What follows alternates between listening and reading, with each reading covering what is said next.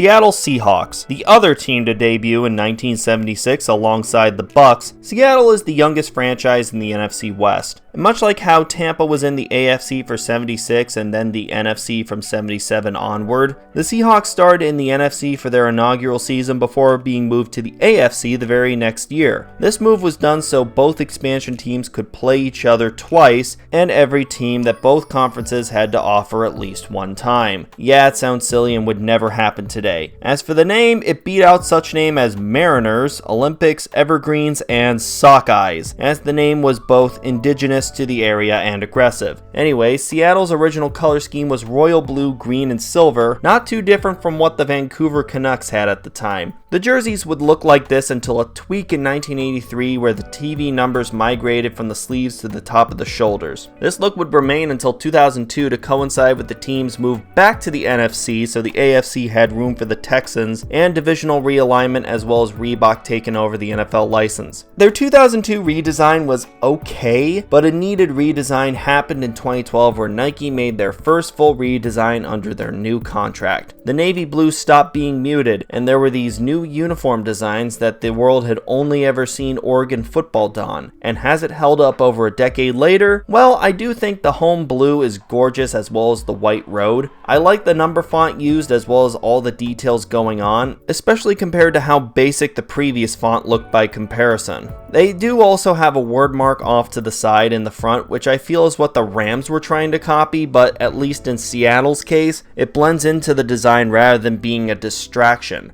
I dig the pop of green on the shoulders of the home jersey, and I think the same way with the blue on the shoulders of the road jersey. I do prefer the home jersey with the matching navy pants. It looks more complete rather than when they pair it with gray pants. The road jersey, however, is fine no matter the color of the pants. Both jerseys are paired with their matte blue helmet, which I still think is gorgeous and matches perfectly with this design. Then we get to their green color rush introduced in 2016, which most people hate, but I'm not one of them. I still believe this fulfills the assignment set forth by Color Rush, and since the team already was wearing matching pants with their regular uniforms, of course turned to the secondary color. I'm generally in favor of alternates like these because it just adds a bit of zest to a team's uniform lineup rather than having just a home and a road. Their 1983 throwback introduced last year replaced the Wolfpack Gray alternate, and yeah, this was epic to see brought back. My only gripe is that because of the Nike Views collar, the stripes are cut off. That and why didn't you wear these against the 49ers when they wore their throwbacks? It's still a gorgeous uniform, and overall, the Seahawks have been promoted to decent. Tomorrow we're going to settle down in Phoenix to look over the Arizona Cardinals.